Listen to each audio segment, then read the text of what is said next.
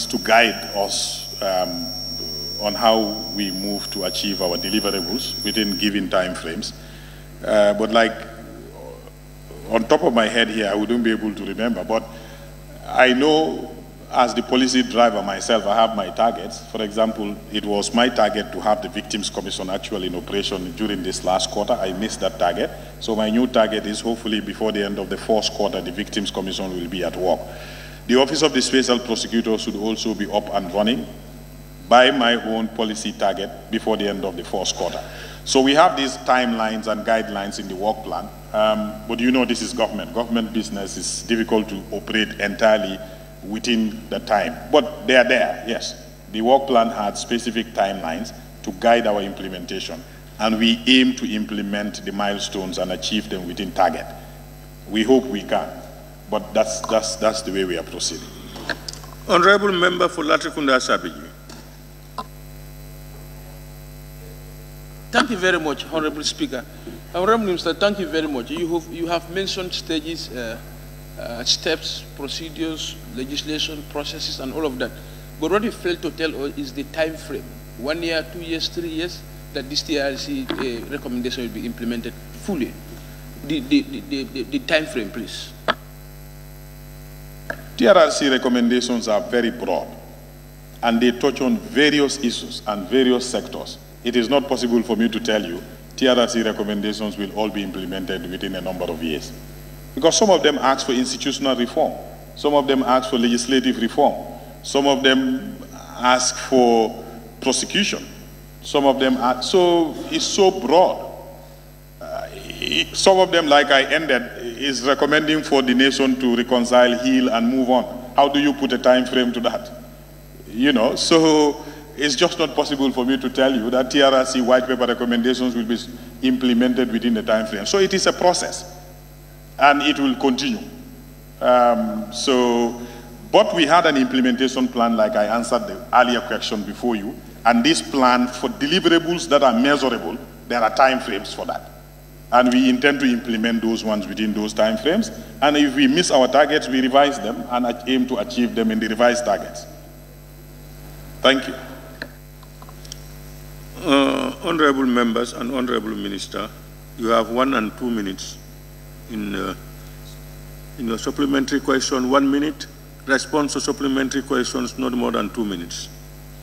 Honorable Member for Bakau. Thank you very much, Honorable Speaker. Honorable Minister, partly of my question is answered.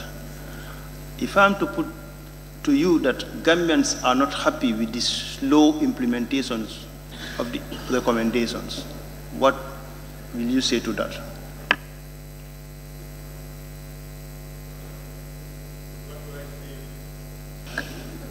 What do I say to the Gambians that are not happy with the slow pace of implementation? I can only tell them to bear with us. It's not easy. Some of these things, to implement them, require resources. Some of these resources are not even readily available in the country. We rely on assistance from partners to achieve some of them. So those that are considered low-hanging fruits, we are doing our best with those ones. And those that are resource-intensive, we have to mobilize resources to make sure that we implement them. So if some people or some sections of society believes it's slow, I respect their opinion, but I only urge them to bear with us. It's never too easy to do some of these things. Thank you. Honorable Member for Woodley East.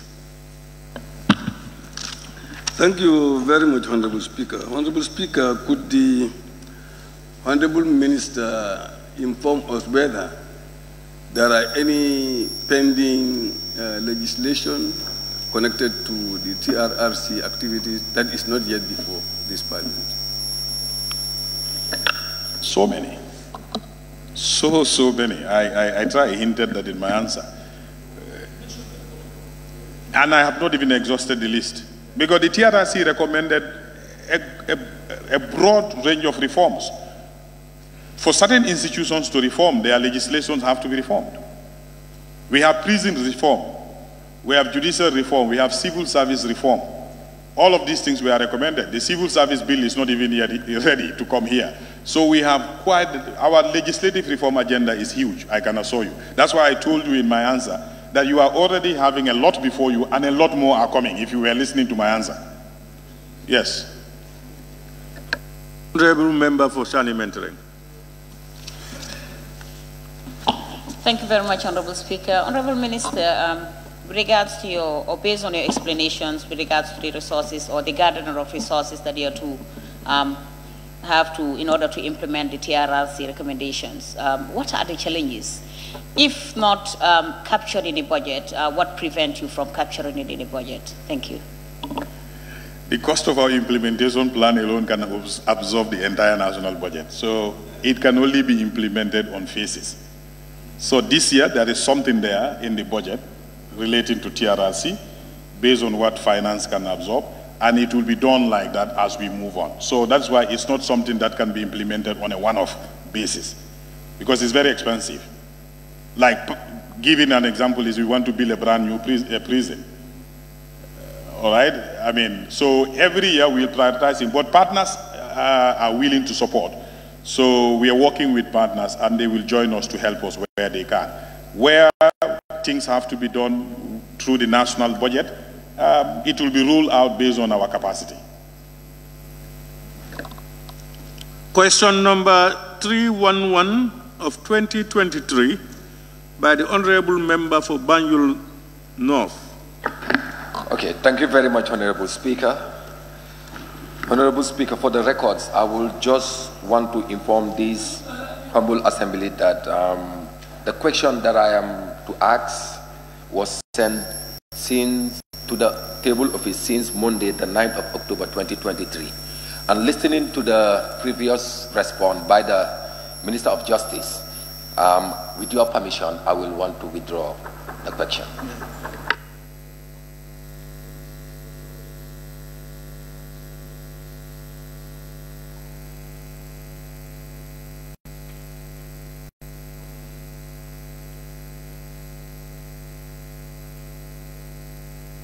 Question number 312 of 2023 by the Honorable Member for Banjul North again.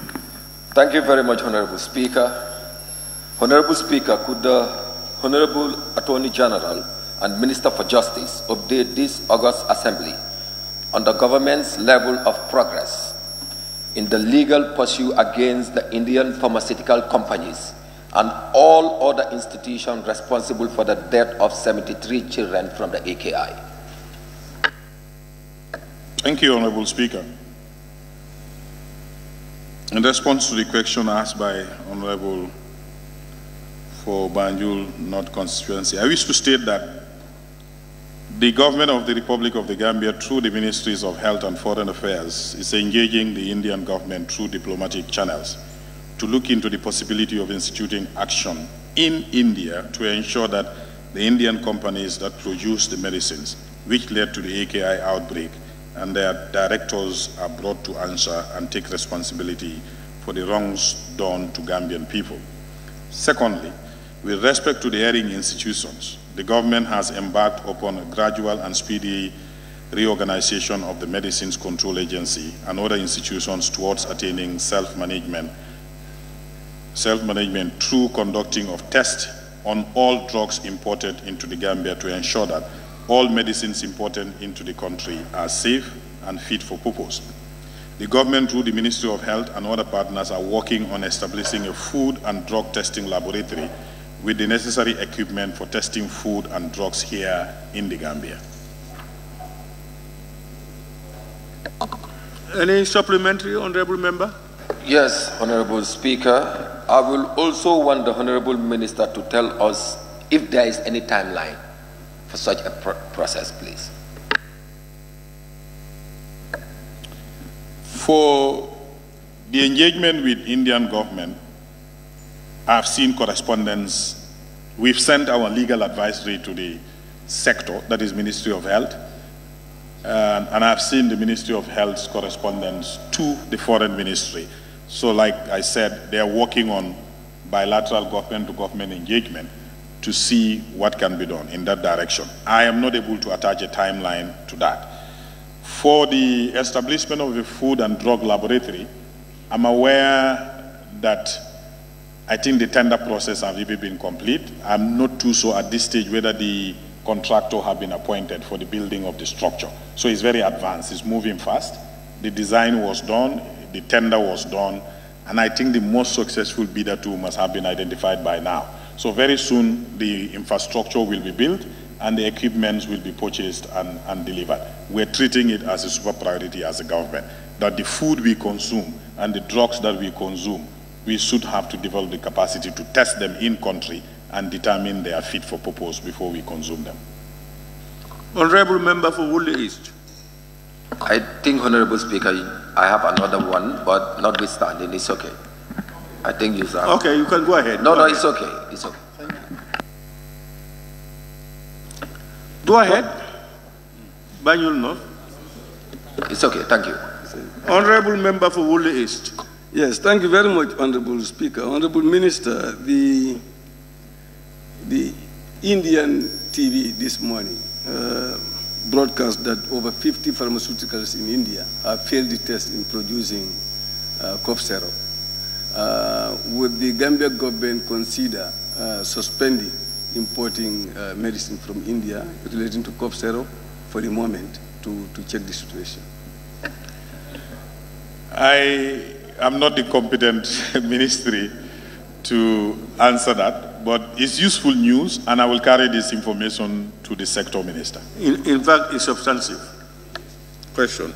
Honorable Member for Latrikunda Sabiji. Thank you very much, Honorable Speaker. Honorable Minister, is it true that the government wants to settle the issue with the parents out of court, those parents who instituted civil suit against government in regards to the issue of Aki? Is it true that you want to settle the matter out of court? That matter is sub judice. I have no comments. Member for Brikama South. Thank you so much, Honorable Speaker. Honorable Minister, I am very much impressed about the stage of the establishment of the drug and food testing laboratory. When exactly do you think this is going to be delivered to the government? Because it's needed in the soonest possible time. Like I said, because of this AKI situation, I have a close interaction with the Ministry of Health. Ordinarily, I'm not competent to answer the question, but because now I interact with them, that's why I come to know about the advances in this direction. And I can assure you the ministry is treating it as a priority, and with the support that we are getting from, I think, the World Bank. So it's a super priority. Hopefully this country will soon enjoy the benefit of a food and drug laboratory in not too distant future. I cannot be specific with the time. Honorable Member for Joshua. Thank you very much, Honorable Speaker. Honorable Minister, as in your response, these are legal issues, and then the moment this thing came up, I mean, the Indian government banned the company, and later on it was reopened. I mean, what were the conditions for it to be reopened, and what were the legal issues that were used against that company to be banned and also be reopened again? I really don't know. Speaker. Honorable, no need. It's not, that question is to not be for him. Yeah, that is a question for health. There is an issue here that I want clarity on, Honorable Speaker, if you don't mind. What do you mean? You said what? I have an issue that I want clarity, please. When I asked him that question, he said it is sub judice. What is sub judice is the... Honorable, please. Please, Honorable Minister, please, don't respond to that. Honorable Speaker, it's not for the minister, it's for you, please, and your legal team. I want to be clarified. I want clarity, please. Honorable Member for Lower Salu. Thank you, Honorable Speaker. Honorable Minister, in your response, it is true that there is an institution that is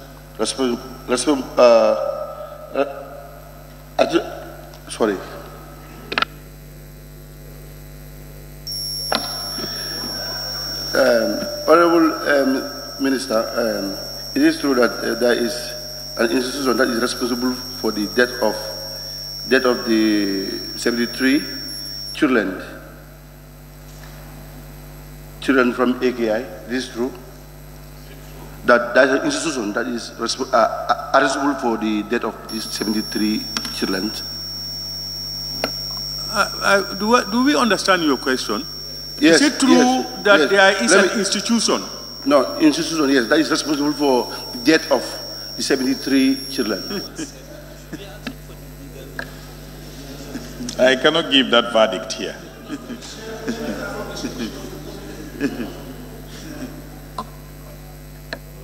Honorable Speaker. Honorable member, the principal question. Yes. The principal question we have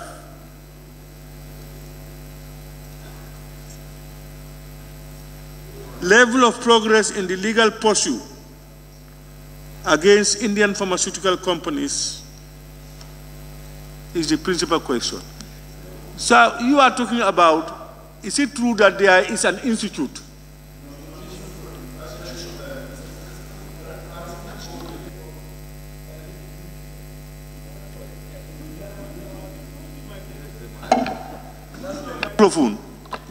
Yes, where you have read the last one, I mean. Can I read? For you.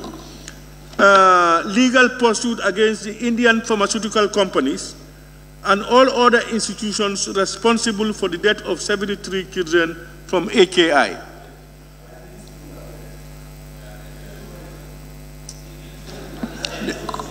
The minister did not say that. It's the honorable member for Banjul South who said it, Banjul North who said it. So what is your question? Honorable Lower Salu? What I'm saying here is, I am trying to confirm here is, whether it's true that there are institutions that is responsible for the death of these 73 children. In his confirm. Minister, what do you know? Children in the Gambia, from the reports that we received from various investigations, died from acute kidney injury. The acute kidney injury was caused by certain drugs that were imported into the country by a certain company. And those drugs were manufactured by another company in India. These facts are clear. The rest of the facts have to be established through a judicial process or other processes. So this is what I can confirm to you at the moment.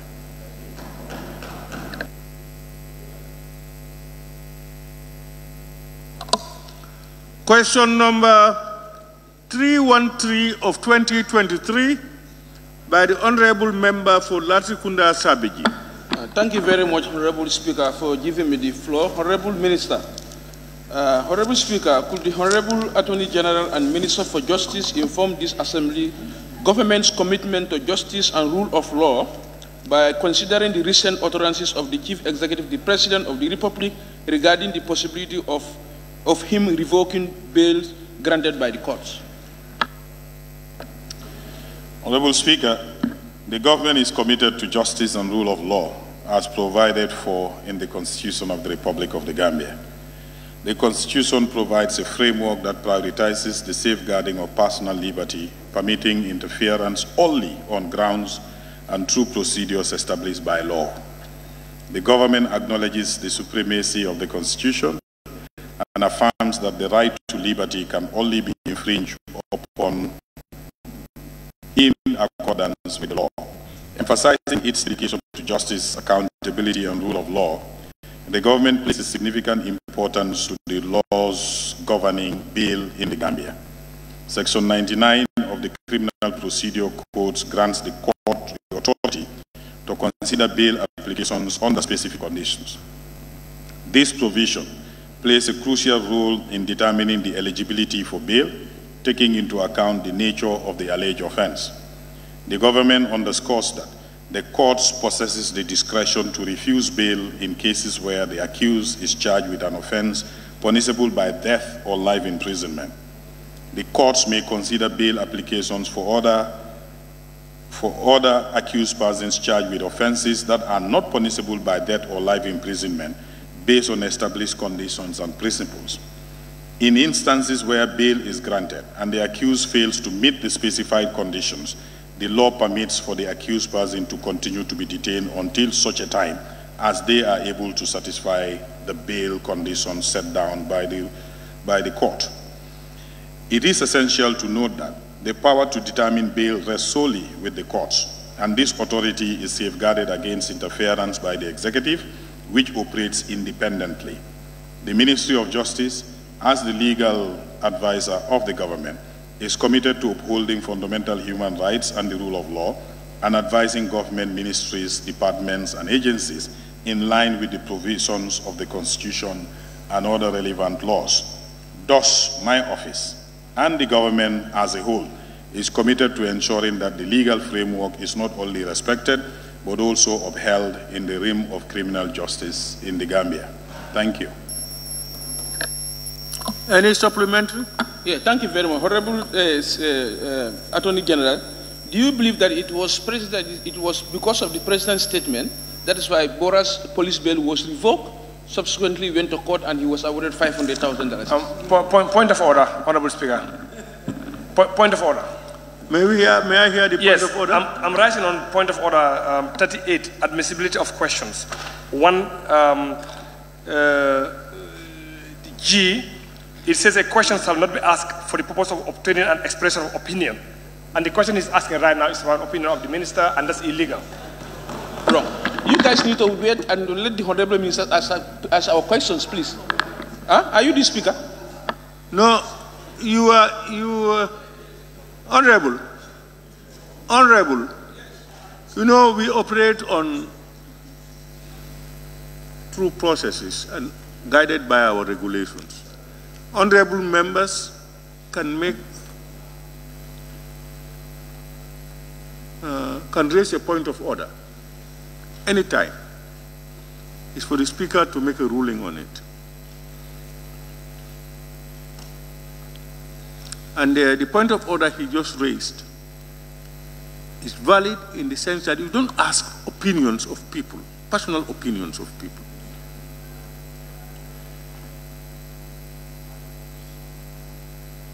Honorable member, are you listening? Listening. Yes. You don't ask personal opinions.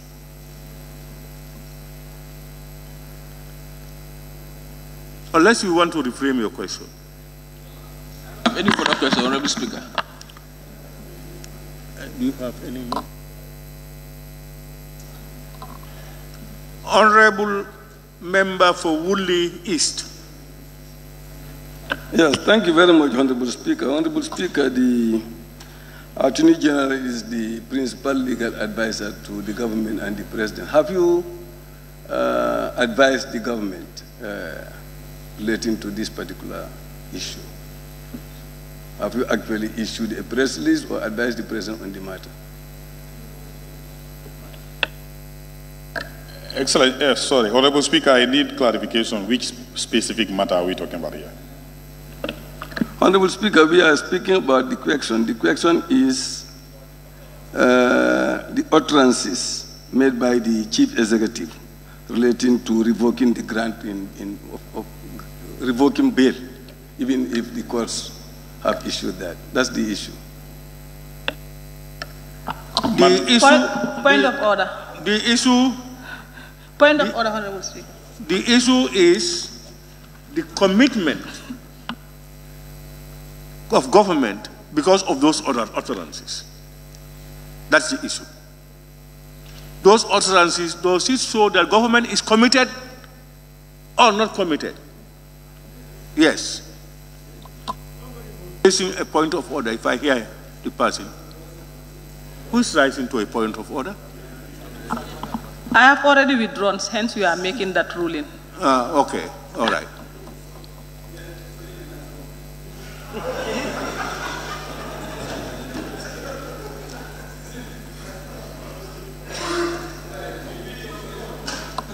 I am available to speakers for the direction.